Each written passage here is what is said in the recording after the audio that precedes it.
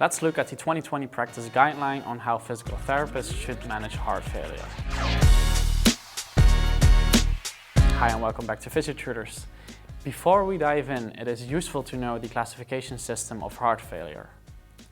Notice that there are 4 stages, with the first one not having structural or functional abnormalities. Symptoms start at stage C, divided into 4 groups from no symptoms to severe symptoms. The final stage means no physical activity is possible without an increase in symptoms. Symptoms are present at rest as well in this stage. When your patient walks in, he or she should self-select one of the zones depending on the symptoms. Following this, you can complete the algorithm to see if the patient is compensated and if further intervention is suitable. Regular monitoring of signs and symptoms is needed in evaluating the patient's response to exercise. This second algorithm helps determine if physical therapy is indicated for the person in front of you. Pause this video to have a more thorough look. Let's say your patient is eligible for treatment. What are the guidelines? The first and foremost thing is motivating your patient to increase total daily physical activity if symptoms are stable. The second action statement stresses the importance of education on daily weight assessment, signs and symptoms of an exacerbation, nutrition, and medication management. This makes sure your patient understands what is expected and can be expected. Remember the classification system?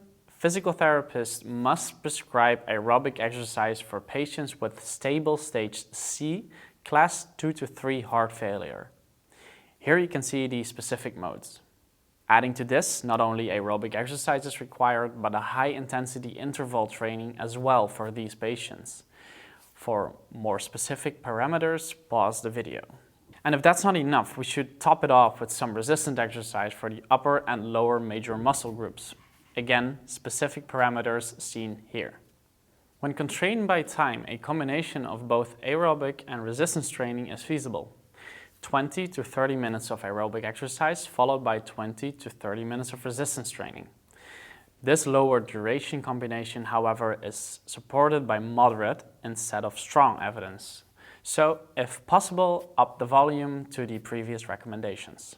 Aside from training the major muscle groups, we cannot neglect the inspiratory muscles.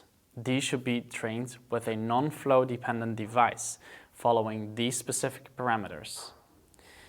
Note that this is regardless of the inspiratory muscle strength of your patient.